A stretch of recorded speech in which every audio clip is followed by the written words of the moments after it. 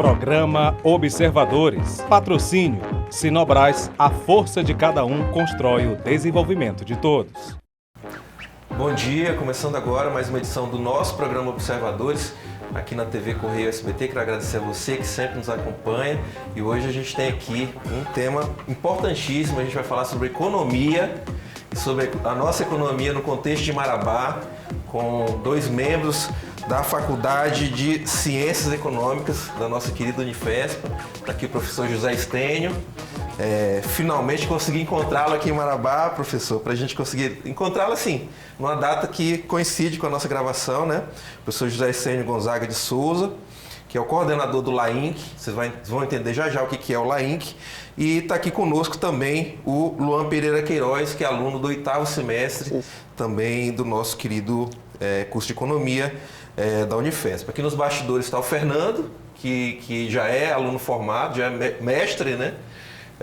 Hoje em Economia, também vai participar conosco no último bloco, e a Thaís Araújo, nossa colega do Portal Correio, também está aqui nos bastidores, porque a gente também vai reverberar esse bate-papo de hoje. Professor José Estênio, obrigado pela sua presença aqui conosco. Quero parabenizar em seu nome todos os membros do Departamento de Economia, da Faculdade de Economia da Unifesp, que, aliás, eu não vou lembrar o nome do nosso professor daquela época, que foi participou aqui do nosso primeiro Observadores, há 7 anos atrás, já foi como membro do Departamento de Economia lá da Unifesp. Bom dia, bem-vindo. Bom dia, é um prazer enorme e para nós uma honra, porque a universidade ela precisa muito desses espaços para mostrar o que ela faz, né, em termos de ensino, pesquisa e extensão.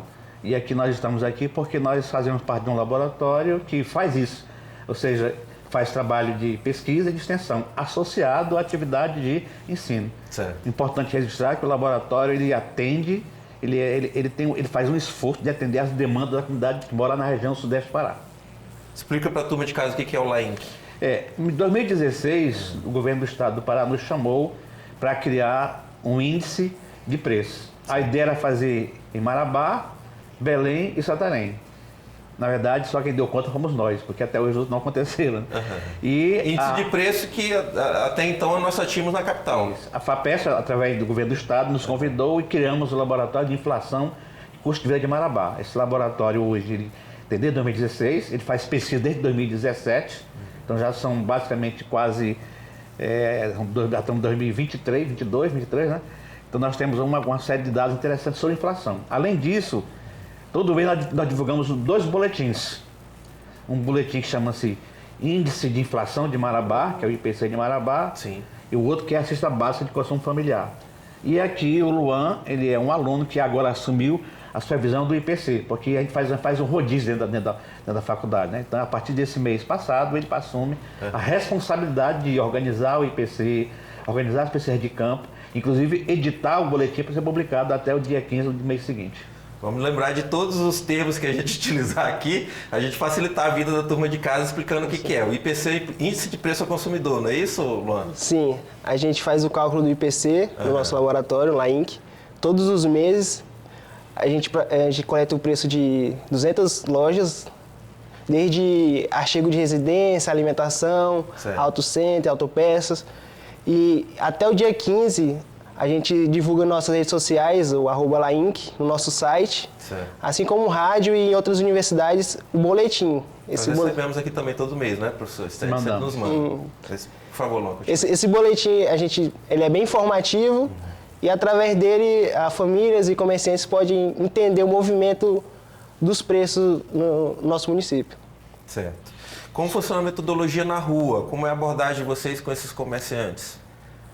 Os bolsistas, hoje eu sou o coordenador. Sim.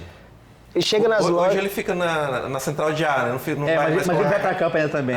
Tô com a mão na massa ainda também. A gente chega nas lojas, se apresenta o nome do laboratório. Inclusive, queria agradecer essa oportunidade, a gente precisa ser um pouco mais reconhecido, né, por esse papel. Então, a gente se apresenta, coleta os preços de alguns produtos, os produtos listados, desde, enfim, em supermercados, farmácia, autopeças, e aí vai. Vocês têm tido total liberdade quando chegam no estabelecimento? De início, não. Por isso que é muito importante essa entrevista, porque a gente vai ganhar um pouco mais de... Sim. Então, no início não foi fácil, né? Porque nem todos aceitam a coleta. Sim. Mas hoje, graças a Deus, está dando tudo certo. Já temos 200 locais de pesquisa e pretendemos aumentar para dar mais confiança no nosso índice de inflação. Professor, com certeza o Luan está falando dessa dificuldade e eu sabia que a resposta que ele me daria seria essa, porque talvez para alguns comerciantes, de forma até leiga, né, pensam que vão ser expostos, né, e não tem nenhum tipo de exposição, você não fala que foi em supermercado X ou Y, o que vocês precisam é efetivamente formar esse índice através ali dessa coleta média, né, de você ter o custo médio. Na verdade, Patrick, a pesquisa no Brasil é uma coisa difícil, né? Porque Sim. O brasileiro é sempre muito desconfiado. E ainda mais quando é pesquisa de preço, porque há uma sensação assim, eu me lembro bem, eu não vou dizer o nome do supermercado, mas dizer assim, esse preço vai ser informado a outro supermercado? Não, moço. Preocupação. Isso é uma base de dados. Nós temos um sistema de informática onde é guardadas as informações. O que sai somente qual é o movimento dos preços. Os preços pressionaram a inflação para cima ou para baixo, quer dizer, a tendência é mostrar o movimento dos preços no mercado de consumo de Marabá, sem identificar nenhuma loja. Né? Inclusive, nós vamos agora fazer um trabalho de voltar a visitar as lojas. Sim. Como é que nós vamos fazer isso? Para resgatar um pouco dessa confiança, ratificar essa confiança, a gente quer procurar a associação comercial dos empresários, queremos procurar a mídia, queremos procurar a mídia para mostrar, ó, existe um grupo de pessoas indo para campo. A minha ideia é fazer o quê? Fazer um ofício para cada um desses locais, e o aluno vai ter um crachá. Estamos pensando em comprar agora um colete para colocar aqui na frente o nome LAINC, né? E isso talvez seja uma coisa mais importante, porque não é fácil para campo. A cidade de Marabá tem uma dificuldade enorme, porque ela só tem uma empresa de ônibus. Então, deslocar o aluno do Campus 3, fica lá na Cidade Jardim, para a Cidade Nova, para Pioneira, para Morada Nova, quer dizer, é um trabalho muito difícil, né? E eles fazem isso com transporte público, né? Com transporte público. Tá aí, foi um ponto bem tocado pelo senhor, né? Essa é uma dificuldade que, inclusive, nós vamos falar daqui a pouquinho sobre o custo Eu quero que vocês analisem também essa questão do custo do transporte também, do peso do transporte na economia. Eu vou pedir para a Salatiel jogar uma imagem aqui para a gente. A primeira imagem que eu separei aqui, professor Stênio, é justamente a notícia da formatura, né? Da nossa primeira turma, da qual o Fernando fez parte em 2019, né? Então, desde 2019, nós já temos economistas aqui no mercado, já formados pela nossa universidade pública. E o senhor me dizia que, inclusive, já temos mestrandos, gente com mestrado, já caminhando para doutorado, não é isso? Esse é um sonho, porque, na verdade, Patrick, eu vim para cá em 2013 com uma função, junto com o professor Luiz Otávio, criar o curso de economia. Certo. Então, nós passamos 6 meses... Foi o professor Luiz Otávio que esteve aqui comigo. Nós planejamos isso durante muito tempo. E uma coisa importante, o nosso curso de economia tem algumas disciplinas que não tem em outra faculdade. Por exemplo, se eu chegar na Unicamp, na FRJ, no Rio Grande do Sul e perguntar, aqui tem economia indígena? Não tem. O nosso aluno tem. Certo. Aqui tem economia afro-brasileira? Lá também não tem. Aqui tem. Ou seja, são coisas importantíssimas demais. E que respeitam a nossa realidade regional. Por isso mesmo. Uhum. Então, aí esse curso ele foi criado com essa função. A vantagem é que nós já temos alunos hoje, como eu falei agora há pouco, já fazendo doutorado. Isso é um sonho fenômeno. Eu estou falando do meio da Amazônia, cara. Imagina um aluno que mora em Marabá e fazer doutorado. Temos 2 alunos fazendo isso já. Um que faz na Unicamp e outro que faz na UFPA. Sim. Quer dizer, dentro de mais ou menos 2 anos, vamos ter 2 alunos, doutores, oriundos de Marabá, de um curso de Universidade Pública Federal. Quer dizer, isso é uma coisa muito importante. Um imenso orgulho para todos nós. Porque isso é um orgulho para a região. Sim. Porque é muito difícil você conseguir dar acesso às pessoas que são mais pobres. E a universidade tem essa virtude aqui na Amazônia, aqui na região sudeste, permitir às pessoas pobres ter acesso à educação. Queira ou não queira, se tem alguma coisa que faz você, da classe pobre ou da classe da baixa, acessar alguma coisa, é só o estudo. Não tem outro caminho. Certo. Porque o estudo abre as portas para você. Porque você vai ter formação, você vai criar uma certa expertise em alguma atividade profissional. Quer dizer, isso faz diferença no mercado de trabalho. Então isso para mim é um orgulho muito grande. Para todos nós. É, demais. Para todos nós. Vamos passar aqui mais uma imagem, por favor? Está aqui. Luan, é esse ambiente que vocês têm enfrentado aí, né? Dos supermercados, né? Eu trouxe aqui para representar a alimentação, uma parte importante do trabalho de vocês lá no LAINC, mostrando o peso disso na renda das famílias, né? O que você pode falar para a gente sobre o item alimentação?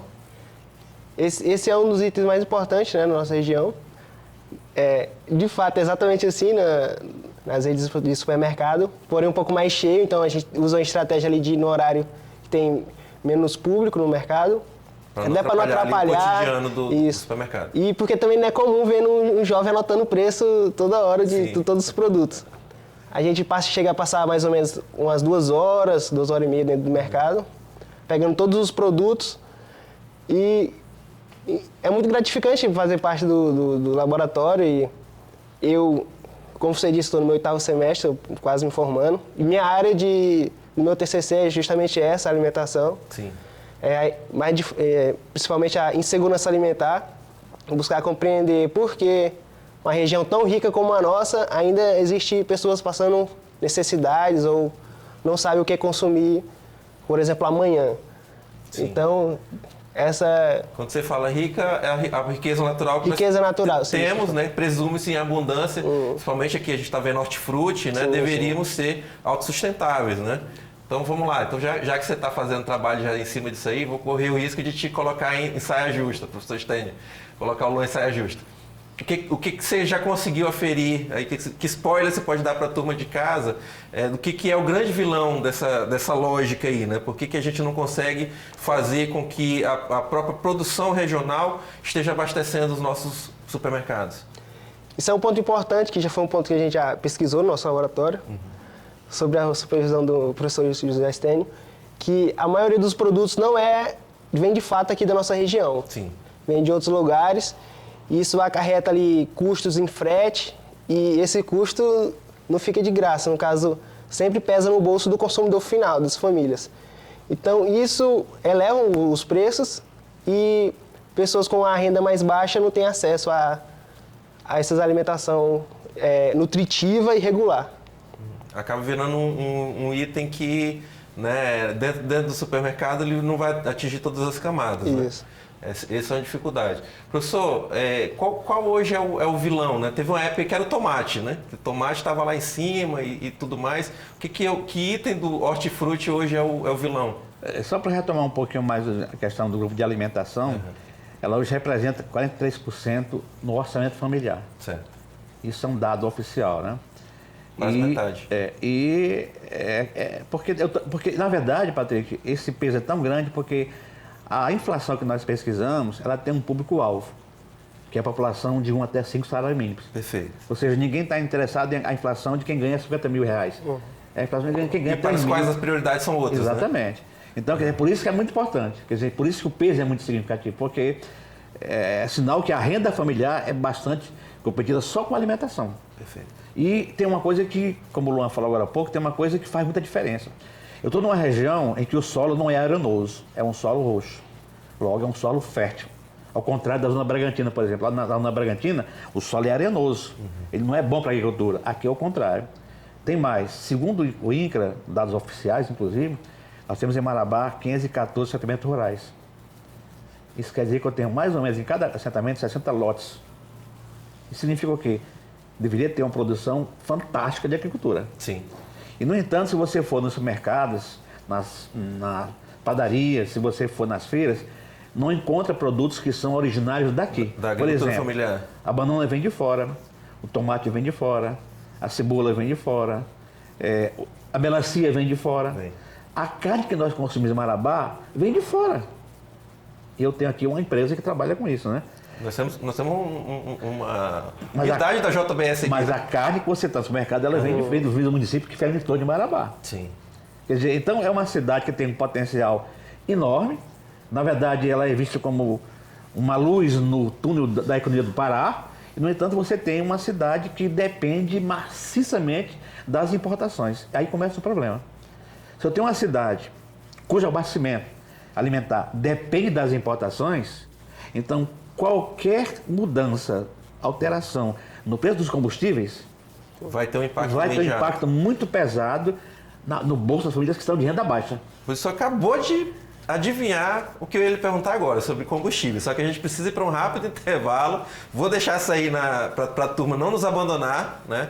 Aguardem que após o intervalo a gente vai conversar com o professor José Essênio e com o Luan também sobre o efeito cascata do reajuste do combustível, que sempre, né, pega ali na nossa vida. A gente volta já aqui na TV Correio SBT.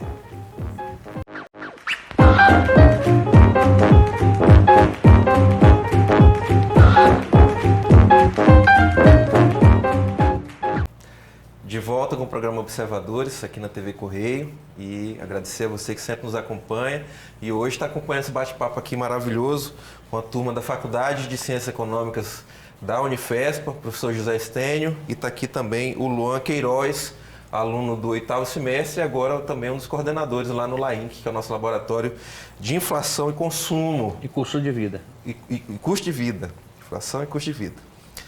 Sobre consumo a gente vai falar mais tarde, daqui a pouco com o Fernando, né? Que está aqui nos bastidores.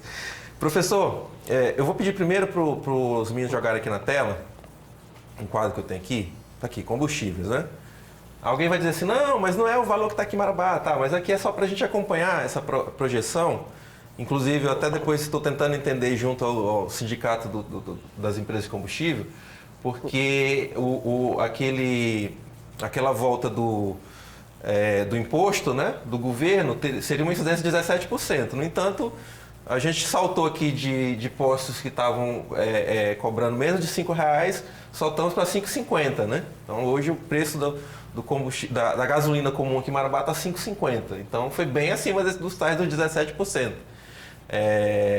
Mas enfim, eu queria que o senhor explicasse, o senhor e o Luan, sobre por que o aumento do combustível mexe com a vida de todo mundo, mesmo de quem não tem um veículo automotor. Como eu falei agora há pouco, é o seguinte, eu estou numa cidade em que a nossa base produtiva, ela não responde às demandas de alimentos da região. Não é só alimentos. Se você perguntar de onde vêm as roupas que nós consumimos, os sapatos, né, o óculos, o relógio, aí vem o arroz, o feijão, farinha e tudo mais. São produtos que vêm de fora. Nós não produzimos essas coisas. Isso quer dizer o quê? Que na formação dos preços de Marabá, as importações têm um peso muito significativo. Por quê? Nós importamos a quase totalidade desses itens da cesta de consumo. E aí implica o quê? Quando eu falo de importação, eu falo de produtos que vêm de outras regiões, ou de outros estados, ou até de fora do país. Isso quer dizer então que na formação dos preços de Marabá, as importações implicam em colocar no preço o preço do combustível, o custo do frete. Perfeito. Porque o frete, ele é movido, né? O nosso transporte rodoviário, ele é a rede que faz a distribuição dos produtos no Brasil inteiro. Nós optamos por esse caminho mais errado possível.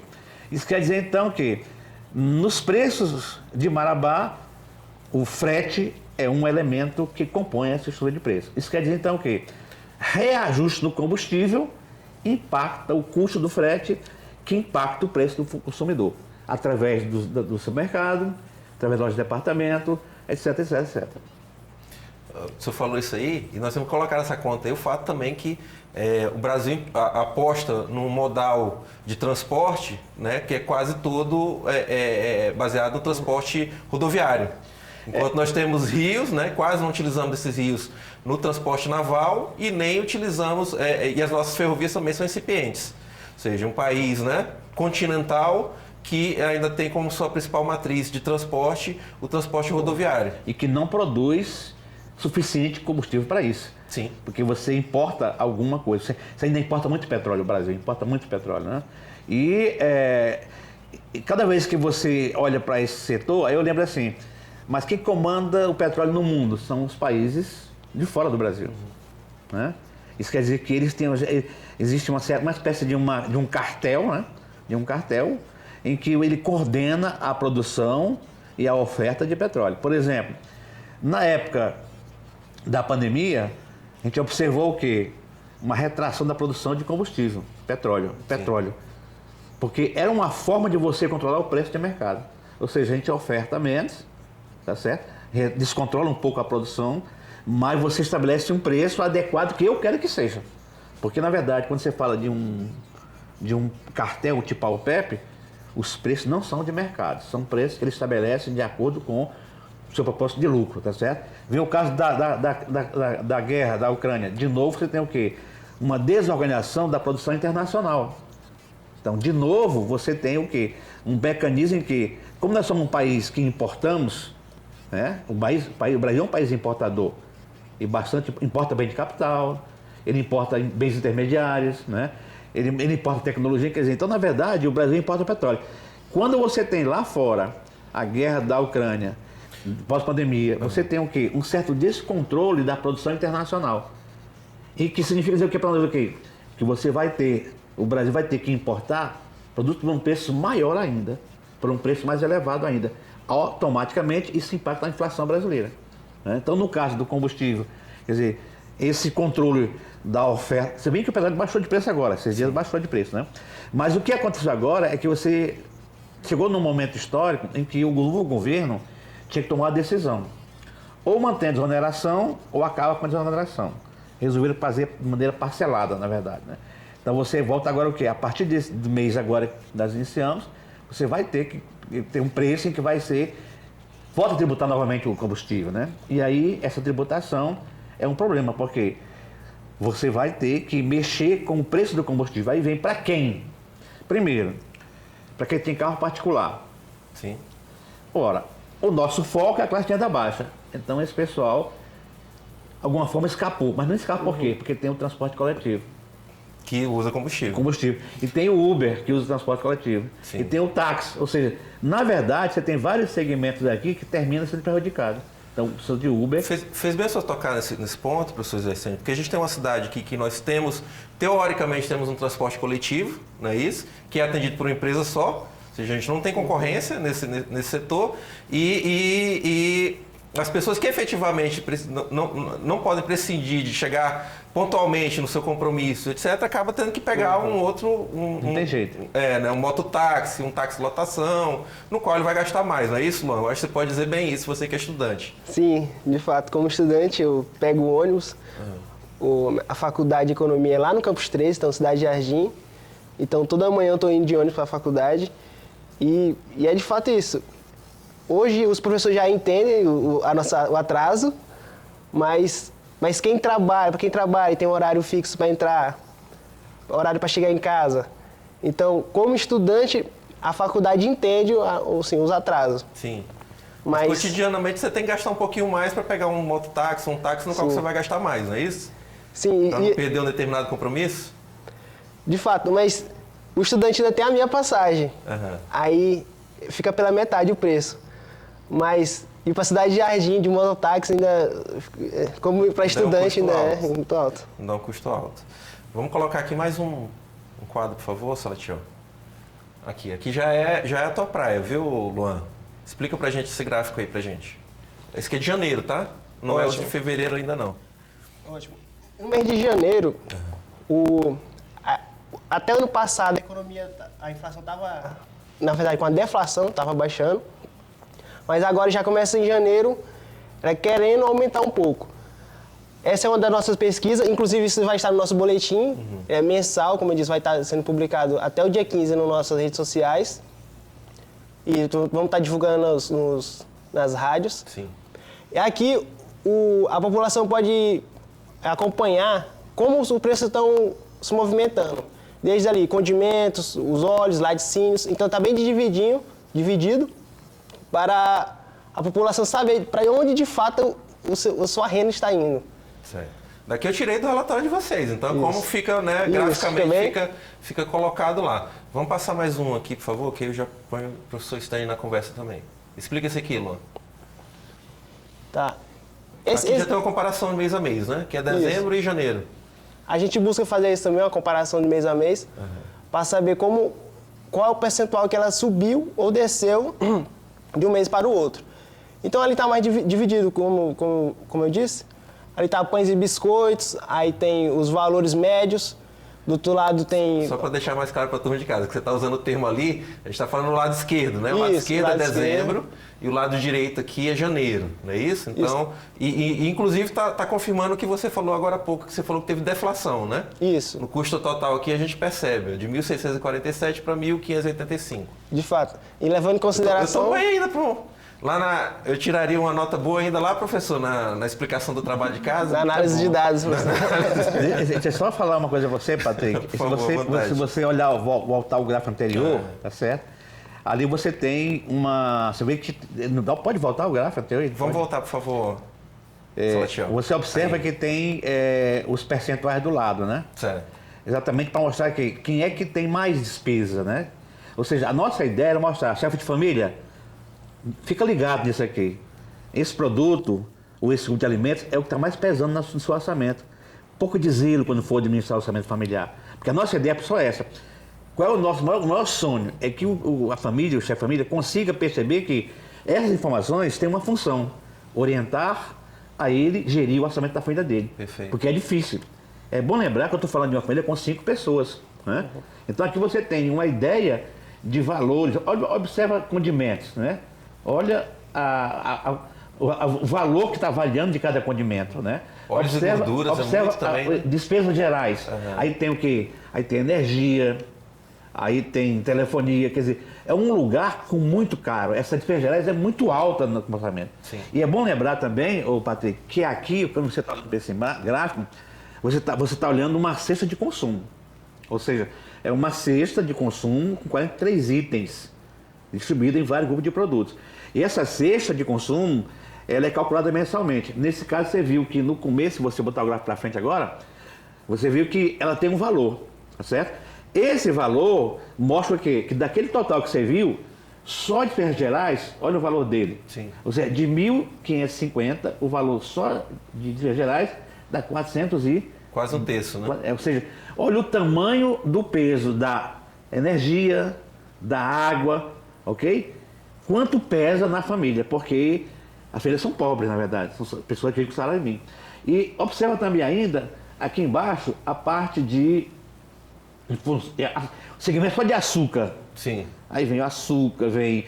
tudo com condimento de açúcar, né? Olha o tamanho do preço dele, R$ 227 reais. Junto com óleos e gorduras aí também. Olha a parte de cereais, grãos e massas. Quer dizer, mais de 10% do valor do orçamento da cesta. Passa para frente. Vamos passar aqui, por favor, Salatiel. Então, essa cesta, ela é uma cesta de 43 itens, que tem alimentos, que tem higiene pessoal, tem cuidados pessoais, tem objeto da casa, do lar, tem energia, tem transporte coletivo, ou seja, são 43 itens essenciais. É uma cesta de consumo que são essenciais. Lá não tem nada supérfluo. Sim. E observa o valor dessa cesta. Ela foi 1.647 em dezembro e passou para 1.585. E o Luan está nos dizendo aí que já deve apresentar aumento de novo, né? Porque agora vem o reajuste dos preços do combustível. Sim. Então vai levar o preço médio. Todos esses itens aí. Todos, porque vai levar o preço médio dos produtos. Porque quando você começa a cobrar combustível com a tributação, vai aumentar, em média aumenta o preço. Automaticamente, quando você for calcular a cesta, porque essa cesta, ela é uma cesta baseada em informações técnicas. Quais são? Qual é a quantidade que você vai usar de laticínio, a quantidade que você vai usar de carnes.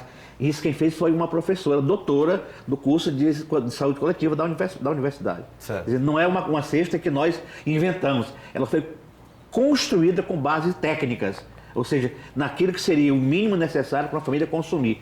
Ou seja, de arroz, de feijão, de farinha, de sabonete, de sabão, de cebola, de pimentão, de tubo de pasta de dente. Quer dizer, são itens essenciais. E observe quanto isso. Agora tem um detalhe importante para você saber, para a comunidade sabe disso. Desde 2017, a cesta básica de consumo familiar, ela nunca foi menor que o salário mínimo. E agora está maior. Sempre em média R$200 acima. Sim. Desde 2017. Porque o salário mínimo também estagnou, né? Então, quer dizer, aí vem outro detalhe. Quer dizer, eu estou falando de uma cidade que importa tudo. Sim. o salário mínimo está mais ou menos estagnado, Sim. o preço do combustível está subindo lá em cima. Então observa o tamanho do impacto dessas coisas sobre a renda familiar, de gente pobre, das A pessoas mais pressão pobres. está só aumentando. A pressão segue aumentando, né? Pessoal, a gente está aqui hoje recebendo o professor José Estênio e o Luan, que é aluno lá da Faculdade de Ciências Econômicas, e nesse bate-papo tão importante aqui sobre o trabalho do LAINC, né? E nessa aferição da cesta básica. E eu quero agradecer a presença do Luan, porque no último bloco ele não vai estar aqui conosco, ele vai ceder o lugar dele para o Fernando, que está aqui nos bastidores, e a gente vai falar sobre uma novidade que a gente conseguiu também, a faculdade novamente inovando, né, professor José Estênio, que é um novo programa também de aferição que a gente vai ter a partir de agora aqui no nosso laboratório. Eu peço que você continue conosco, a gente volta rapidinho aqui na TV Correio SBT.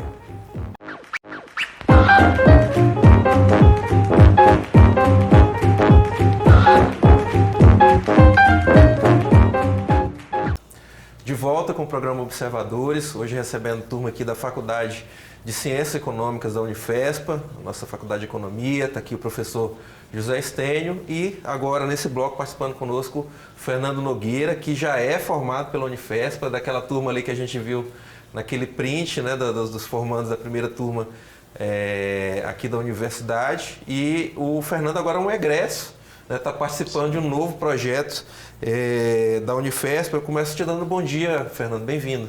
Bom dia, Patrick, bom dia a todos os nossos telespectadores aqui de Marabá. É um prazer estar aqui e falar a respeito de economia e trazer essas informações para a população de Marabá.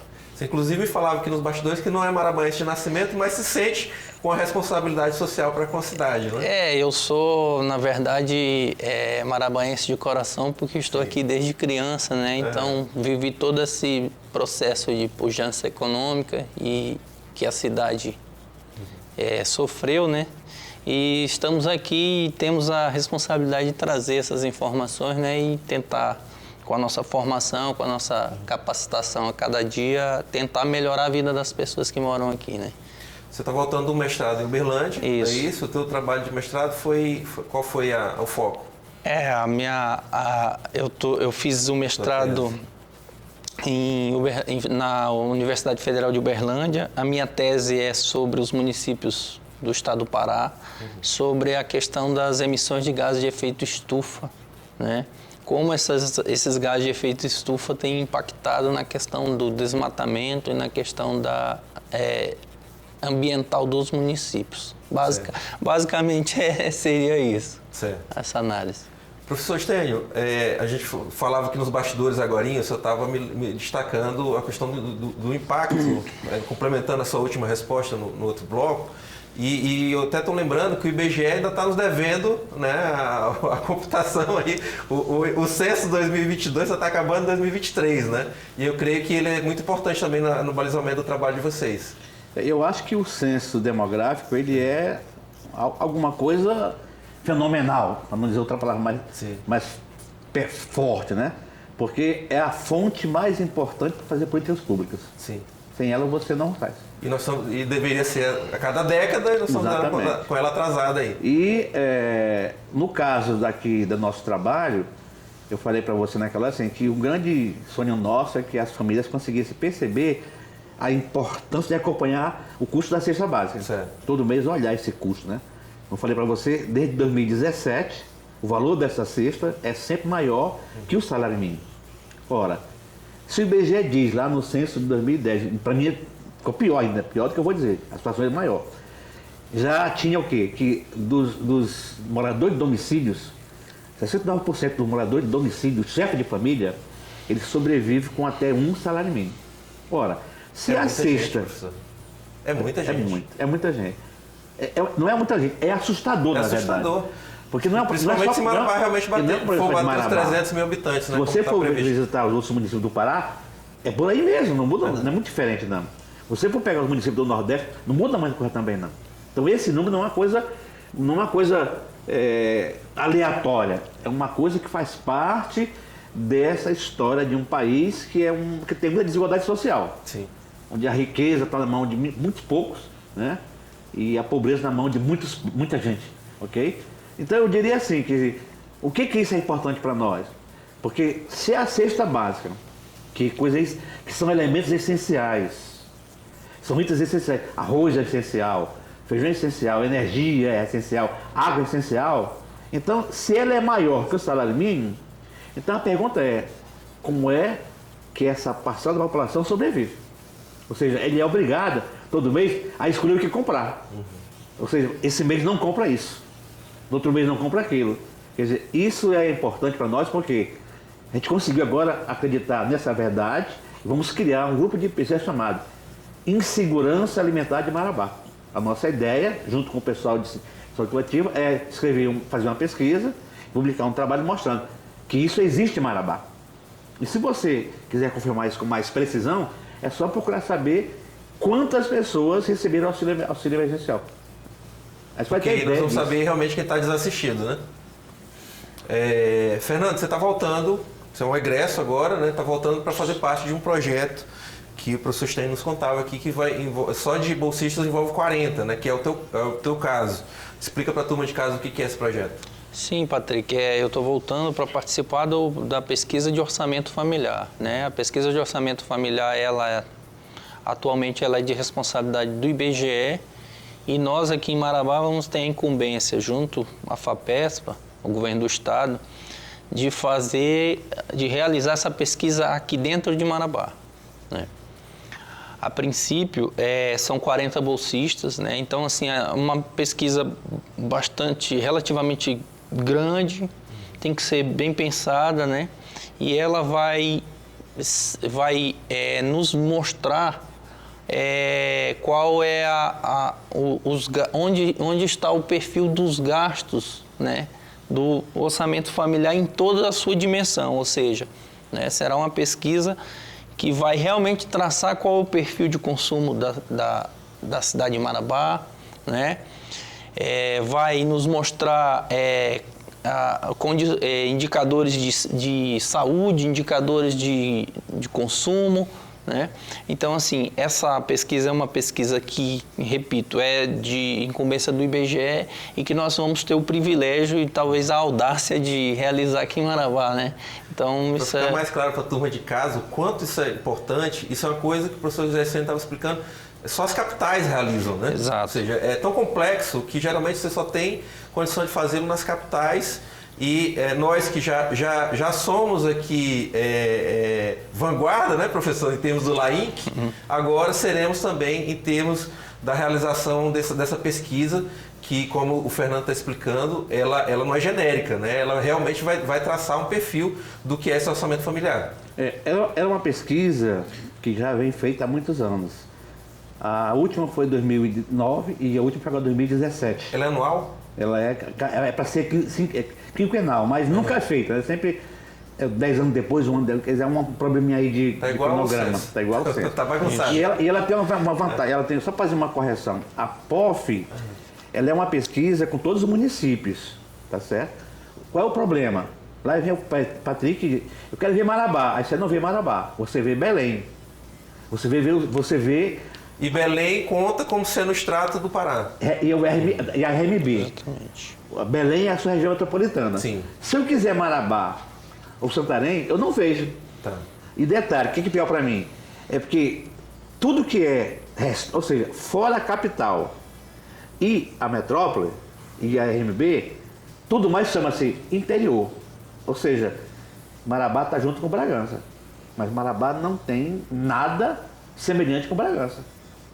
Marabá é solo roxo, Bragança é solo arenoso. Em Marabá se fala, e aí, moço? Aí em Bragança fala, e aí, mano? Observa, são regiões do Pará, mas com que são tratadas hoje pela mesma régua, mas as realidades são diferentes. E aí é que veio a nossa ideia. Fomos ao IBGE e mostramos, olha, a nossa cesta de consumo, ela só vai ser regional se e somente se fizermos a nossa POF. Então não foi fácil convencer. Isso foi durante mais de 2 anos, até que ficou convencido. E a FAPESPA, junto com o governo do Estado, aprovou o convênio. Ou seja, a partir desse ano, cabe à Faculdade de Ciência Econômica, aí nós temos lá 3 coordenadores, tem eu, o professor Estênio, professor Diego Guedes e o professor Jorge Simões, todos doutores. Sim. Não é qualquer pessoa que está lá. Além disso, nós temos 3 consultores. Um chamado Fernando Gai, que é um nome internacional do IPEA. Sim. Então não é um pesquisador comum qualquer, né? E a gente está na fase agora de organizar essa pesquisa, de pensar a pesquisa, porque a pesquisa vai ser feita em cada casa. Ou seja, eu vou na tua casa te visitar e são mais ou menos entre 3 e 7 formulários de pesquisa, cada um com 45 perguntas, de 40 a 50 perguntas. Eu vou passar, vou te visitar, se for 7 formulários, eu vou te visitar 7 vezes. Sim. Para saber como que tu gasta, quem tu és, qual é a tua idade, qual é a tua condição educacional, quantas pessoas moram na tua casa, se tu mora em casa alugada, se mora a casa é própria, tá certo? Ou seja, é Quantas pessoas da residência contribuem para a renda daquele lá? É uma pesquisa, Patrick, que ela vai permitir você descobrir o quê? Primeiro, eu vou ter um perfil dos costumes, hábitos e costumes das pessoas que moram aqui. Já vou chegar na minha sexta, por isso. O outro, vai perceber a desigualdade social. O outro, vai mostrar a insegurança alimentar. Ou seja, é uma pesquisa que vai gerar inúmeros produtos, diversos artigos sobre a cidade de Marabá. Certo. Fernando, ela é por amostragem ou vocês vão ter que ir em todos os lares? Não, a pesquisa, a POF é por amostragem. Tá. E, Como é que vai ser escolhido? Esse primeiro ano, no ano de 2023, é o ano de estruturação da pesquisa nesse sentido, né? Onde as equipes vão formar, vão gerar estudos para ver qual é a melhor metodologia para aplicar a amostra. Se é recorte censitário, como é o censo, se é... Então, assim, esse trabalho vai ser o trabalho desse ano para a gente iniciar a pesquisa. Justamente nesse planejamento. Exatamente. Por quê? Porque, assim, todos os domicílios seriam inviáveis economicamente, não teria como fazer, né? Sim. Até o próprio censo é feito dessa forma, por amostragem. Então, no cronograma da pesquisa para esse ano é estabelecer a metodologia para determinar qual é a amostra e aí no passo seguinte começar a elaboração de formulários para aplicar. Então, assim, por isso que eu falo que é uma pesquisa bastante grande em sua dimensão, porque ela vai demorar um certo tempo para ser realizada, mas a vantagem é que ela vai trazer informações bem realistas em relação a perfil e hábito do consumo de Marabá. Sim. Nós vamos poder enxergar realmente o que se consome, o que se produz, né? E quais as condições de vida das pessoas que moram aqui em Marabá, de forma mais fidedigna. Eu já estou curioso, eu já quero ver o resultado disso aí, porque realmente vai ser um resultado maravilhoso. Eu queria fazer dar um detalhe. No momento, nós estamos qualificando as pessoas são selecionadas, né? Nós temos bolsistas de graduação, bolsistas de mestrados e bolsistas de doutorados. Então nós temos professores que são doutores, mestres e graduandos. E esse momento é o momento em que nós estamos organizando a pesquisa, baseado no método do IBGE. Ou seja, a metodologia, por mais que eu possa fazer adequações, mas ela não pode perder o rumo do IBGE. Por quê? Porque senão ela perde comparabilidade. Certo. Né? E aí o que acontece? A gente vai definir essa pesquisa e ela vai ser realizada em função dos núcleos residenciais. Ou seja, vai ter pesquisa na Cidade Nova, na Pioneira, lá Marabá, Morada Nova e São Félix. Que a gente chama aqui de núcleos populacionais. Isso. Né? Então, essa é a área da pesquisa. Agora, ela vai ser amostral, não tem jeito, de outra forma não tem, né? Mas ela vai abranger essas 4 áreas de moradia, tá certo? E tem mais, a mostra, a condição dela, ela vai estar sendo elaborada conosco e com assessoria do próprio IBGE, através de um que a gente chama de amostrista, ou seja, um profissional especializado em fazer e montar a amostra. Não é uma pessoa que vem para cá para fazer brincadeira, não. É uma pessoa de altíssimo nível convidada. E aceitou participar da equipe. Eu estou com os olhos brilhando com essa possibilidade. A gente está acabando o programa, mas eu não poderia deixar de termos aqui a presença de um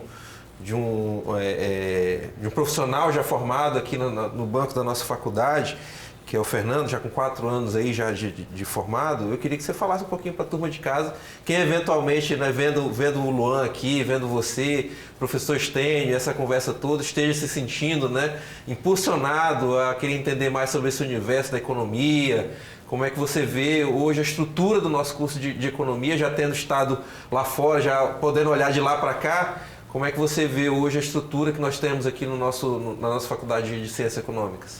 Patrick, para mim é uma satisfação, porque realmente assim, poder fazer o caminho inverso, né? Ir lá fora, me qualificar e voltar para cá para contribuir é excelente. Em relação à questão da estrutura do curso, como você perguntou, o curso de economia aqui, o curso de ciências econômicas aqui da Unifespa, ele não deixa nada a desejar para curso de programa nenhum. Certo. Eu diria até do Brasil, né? A estrutura que nós temos aqui é uma estrutura muito boa. Os professores são bastante comprometidos, né? Assim como toda a Unifespa. A Unifespa, na verdade, é um patrimônio que nós temos, né?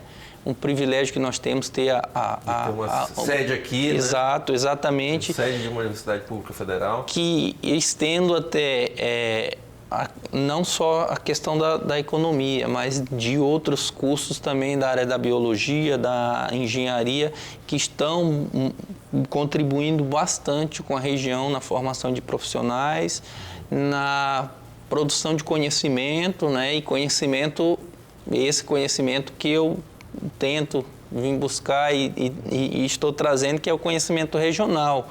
Conhecer a nossa região. Não é a formação de qualquer profissional, né? São profissionais que efetivamente têm ligação com a região, né? Ou seja, o teu caso, você não é Marabã de nascimento, mas foi criado aqui e sente que deve esse retorno social, né? Quantos outros, né?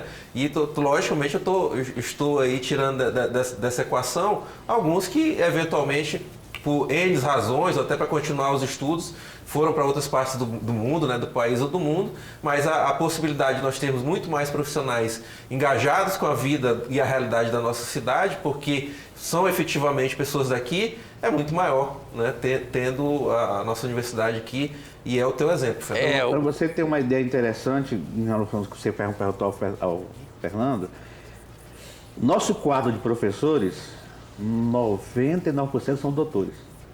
Perfeito. 99% são doutores. Muito importante. Ou seja, pessoas que são, além de professores, são pesquisadores. Tá certo? Outra coisa são nomes de referência. Nome de referência. Hoje nós temos dentro da faculdade 2 laboratórios que são referências no Pará já. Tem o LACIN e o LACAN. O LACAN acaba de terminar a matriz em sobretudo do Pará, através do professor Giliardi. E tem um detalhe importante.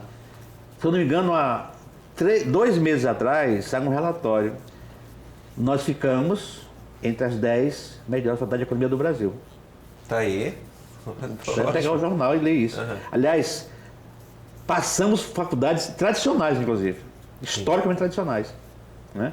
Eu acho que a coisa assim, importante para uma cidade como a nossa, que é Marabá, gente, é você ter um espaço onde as pessoas de baixa renda, as pessoas que são pobres, tenham acesso ao ensino. Sim. Isso é que faz a diferença.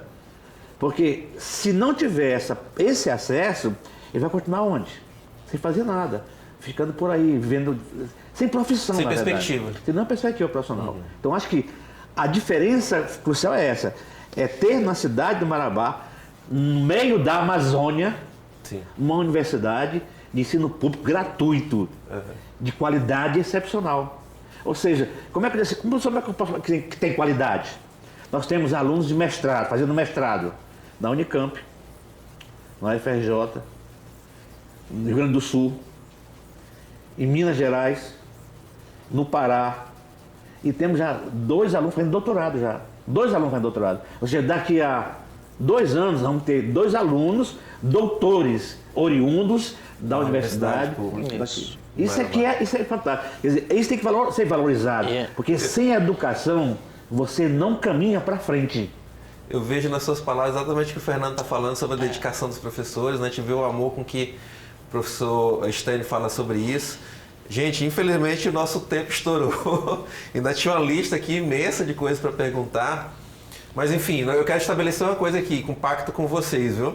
a gente fazer esse bate-papo aqui pelo menos uma vez por ano. Vamos tentar fazer 2 por ano, mas pelo menos uma vez por ano. Parte a 2. gente conseguir trazer a turma da Faculdade de Economia aqui para a gente ter esse bate-papo, estender, né, essa conversa, porque é muito importante. Eu quero agradecer o Luan, que participou aqui nos 2 blocos anteriores. Aqui é o Fernando Nogueira, que está participando nesse bloco aqui. Fernando, obrigado pela tua participação aqui conosco. Um bom dia para você. Bom dia, Patrick. Bom dia a todos. E eu agradeço a participação. E para fechar é aquilo, né? A gente sai daqui de Marabá, a gente é daqui de Marabá e a gente tem aquele sentimento de pertencimento. Então isso que faz com que a gente queira que a cidade melhore e vá buscar conhecimento para difundir aqui dentro. Que bom. Eu, como marabaense, fico feliz de ouvir isso e de perceber que isso tem acontecido. Professor, quero em seu nome parabenizar todos que fazem parte do nosso curso aqui em Marabá, da nossa universidade pública, por esse trabalho maravilhoso que vocês vêm fazendo, o LAINC, agora com o POF, né? Que realmente nos colocam aí na vanguarda desse trabalho no país, né? Não só no estado do Pará, mas no país. Parabéns. Eu queria muito que você procurasse saber também sobre o LACAN, é outro laboratório. Sim. Valeria a pena você entrevistar esse grupo também, porque é um laboratório que tem cerca de, também de 20 alunos ajudando. E é um laboratório que está gerando a matriz insumo produto do Pará. Perfeito. E é feito pela Universidade de Marabá. Já vou fechar um pacto aqui com o senhor, vamos fazer esse trabalho através do pessoal do portal. Então nós vamos fazer um material especial lá em loco, lá na própria faculdade.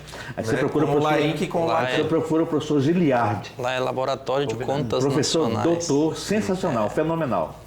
Tá aí, perfeito. Professor José Estênio, Fernando, Grato. Luan, Obrigado. aqui nos bastidores. Obrigado a vocês 3 pela participação aqui conosco. Sucesso aos nossos membros da Faculdade de Ciências Econômicas e a você que nos acompanhou aqui hoje. Muito obrigado pela honra da sua audiência. Um ótimo domingo a todos. Até semana que vem aqui na TV Correio SBT.